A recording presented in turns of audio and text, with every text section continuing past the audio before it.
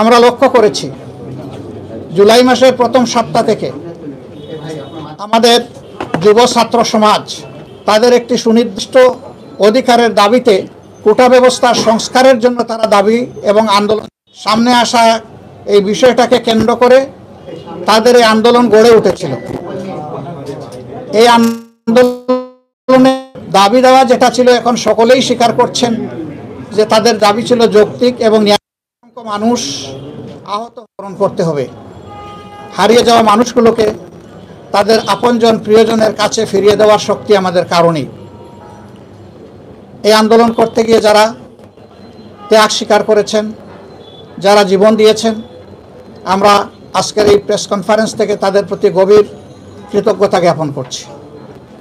মহান রবের দরবারে দোয়া করি আল্লাহ তাআলা যেন তাদেরকে শহীদ হিসাবে কবুল করুন। জাতির জীবনে যদি কোনো ইতিবাচক পরিবর্তন হয়েই থাকে সেটা হচ্ছে আল্লাহ তাআলার রহমতের ফসল। এই জন্য মহান রবের দরবারে আমরা শুকরিয়া আদায় করছি। সম্মানিত ভাইয়েরা, যে সমস্ত পরিবার তাদের আপনজনকে হারিয়েছে আমরা তাদের প্রতি গভীর সমবেদনা জ্ঞাপন করছি। যারা আহত হয়েছেন, যারা চিকিৎসাধীন আছেন, প্রভুর দরবারে দোয়া করি আল্লাহ যেন তাদেরকে সুস্থতার নিয়ামত দান করেন। সাংবাদিক বন্ধুগণ, দুঃখের বিষয় গতকাল আমরা সকলেই জানি যে টানা 15 বছর 7 মাস দেশ শাসনের পরে যিনি প্রধানমন্ত্রীর দায়িত্বে ছিলেন তিনি দেশ থেকে অন্য দেশে চলে গিয়েছেন। যাওয়ার সময় জাতিকে তিনি কোনো দিক নির্দেশনা দেওয়ার মতো তার নৈতিক অবস্থান ছিল না। জাতিকে অনেকটা অরক্ষিত অবস্থায় রেখেই তিনি চলে গেছেন। ছাত্র জনতার এই আন্দোলনে আপামর জনসাধারণ, আবাল বৃদ্ধ বনিতা, নারী পুরুষ সকলেই সম্পৃক্ত হয়েছেন। কারণ সকলেই বিভিন্ন কারণে কম বেশি এই সমাজে বঞ্চিত এবং জুলুমের শিকার। তাদের এই ক্ষোভের কষ্টের জায়গা থেকেই সকলে রাস্তায় নেমে এসেছিলেন। কিন্তু আন্দোলন ছিল শান্তিপূর্ণ। একটা পর্যায়ে শান্তিপূর্ণ আন্দোলন কারো কারো অদূরদর্শী কথাবার্তার কারণে, বক্তব্যের কারণে, এবং একটা পর্যায়ে আপনারা জানেন যে দলীয় কি বলবো, আমি মা বাপ তো আমাকে সভ্যতা শিখিয়েছেন। আমি এই যুব সমাজকে সন্ত্রাসী বলতে আমার বড় কষ্ট হয়। তাদেরকে লেলিয়ে দেওয়া হয়, হাতে অস্ত্র তুলে দেওয়া হয়, তারা বিভিন্ন বিশ্ববিদ্যালয় এবং হলে ঝাঁপিয়ে পড়েন। বিশেষ করে ঢাকা বিশ্ববিদ্যালয়ে তুমুল সংঘর্ষ হয়। সেই সংঘর্ষে আমাদের কলিজার টুকরা যুবতী ছাত্রী মেয়েরাও সন্ত্রাসীদের হাত থেকে রেহাই পায়নি।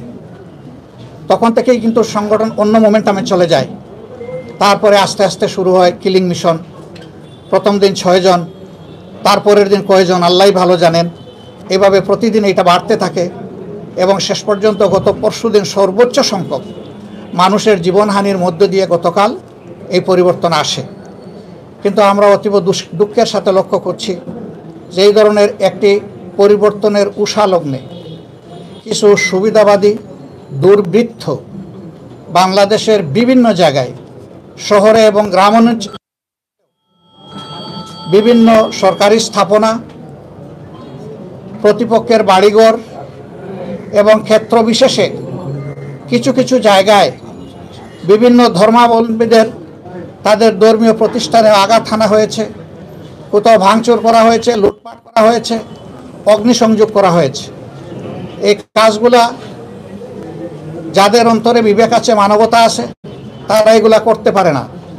এই জন্য যে দুর্বৃত্তরা এই কাজ করেছে আমরা তাদের ব্যাপারে আমাদের সংগঠনের পক্ষ থেকে ইতিমধ্যেই দফায় দফায় কঠোর নিন্দা জ্ঞাপন করেছি। আজকেও আবার আমি করছি।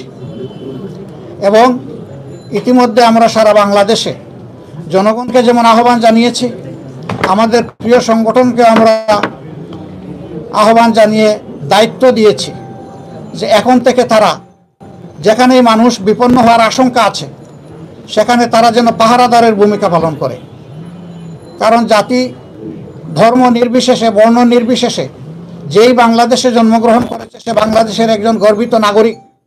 এখানে সকল নাগরিকের অধিকার সমান। এখানে কেউ সংখ্যালঘু নয় এবং কেউ সংখ্যাগুরু নয়। এখানে আপন সংখ্যায় সবাই উজ্জ্বল। এই জন্যে এই প্রশ্ন আমাদের কাছে অবান্তর। আমরা এটাকে নিকৃষ্ট কাজ মনে করি।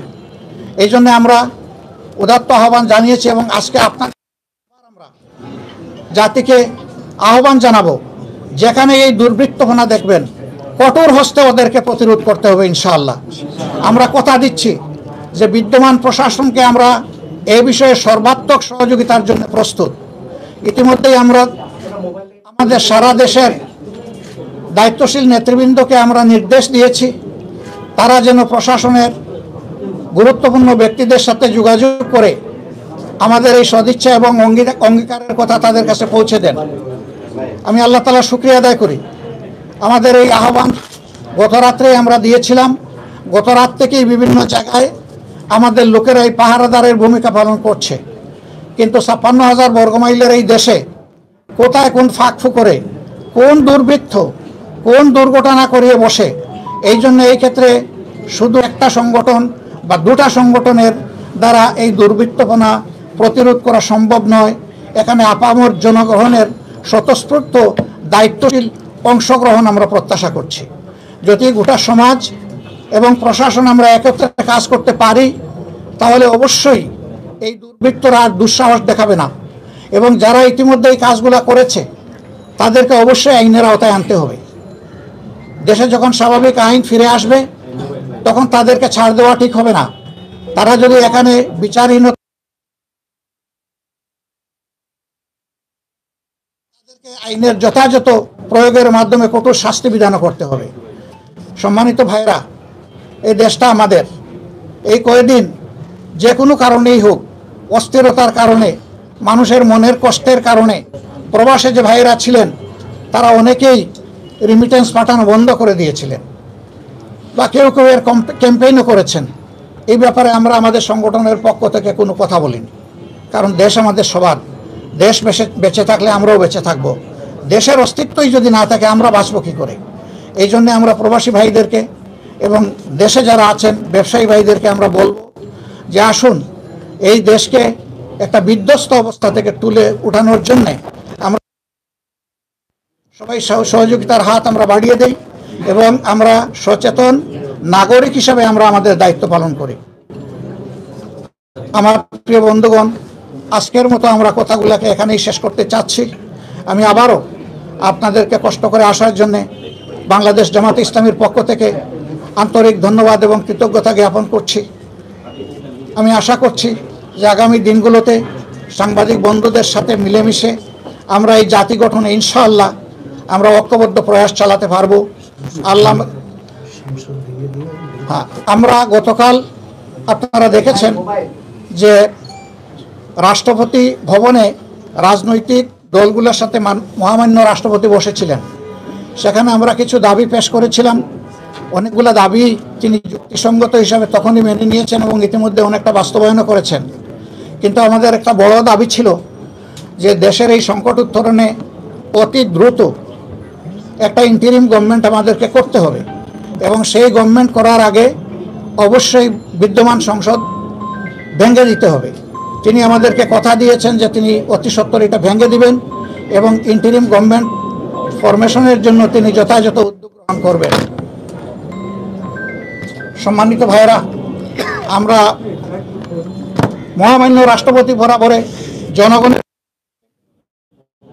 আমরা জোর দাবি জানাবো যে এই বিষয়টাকে মোটেই বিলম্বিত না করে তিনি যেন অতি দ্রুত উদ্যোগ নিয়ে সংসদকে ভেঙে দেন এবং ইন্টারিম গভর্নমেন্ট বা অন্তর্বর্তীকালীন সরকার গঠন করে জনগণের সরকার ফিরিয়ে আনার পদ্ধতি শুরু করেন। সেই সরকারও আবার দীর্ঘায়িত না হয়ে সঙ্গত সময়ের ভিতরে একটি অর্থবহ জাতীয় অনুষ্ঠানের মধ্য দিয়ে সত্যিকার অর্থে জনগণের সরকার প্রতিষ্ঠায় যেন এগিয়ে আসে সে উদাত্ত আহ্বান আমরা জানাচ্ছি। আপনাদের সকলকে আবারও ধন্যবাদ। আসসালামু আলাইকুম রহমতুল্লাহ।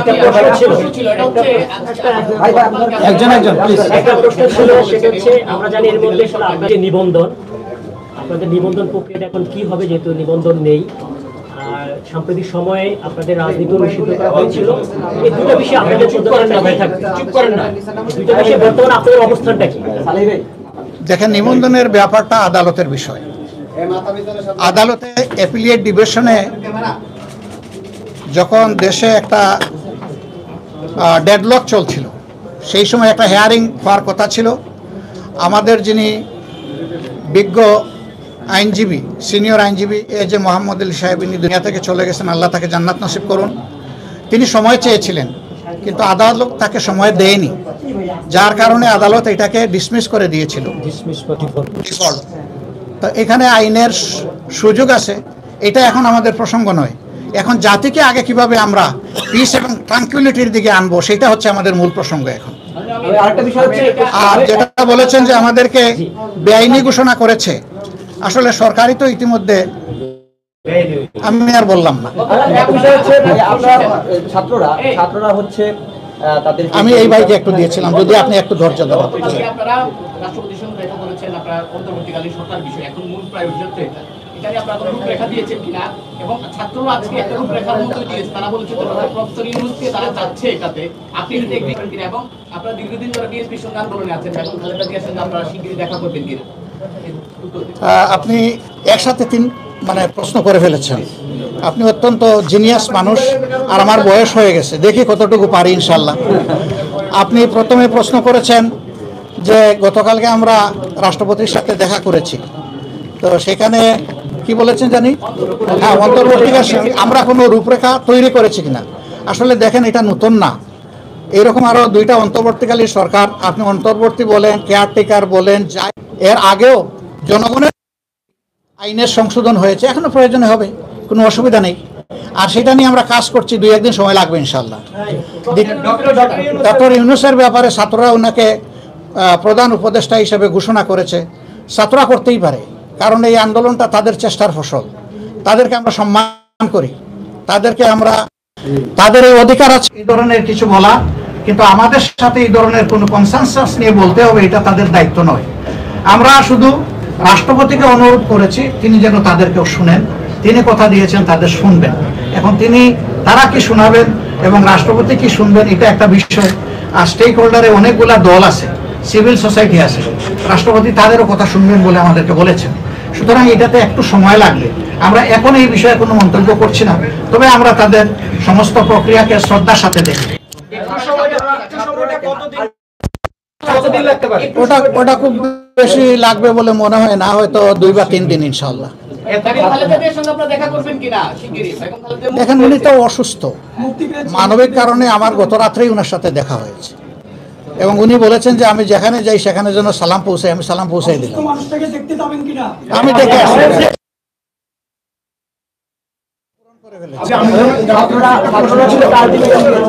এই ভাইকে একটু দেই। আসলে আমরা এখানে একেবারেই ঘন্টা দিন সময় বেঁধে দেওয়াটা মুনাসিব মনে করছি না।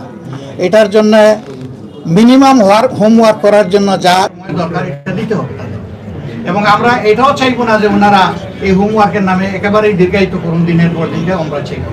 আমরা আশা করি 2-3 দিনের ভিতরে এটাকে সেটেল করতে হবে।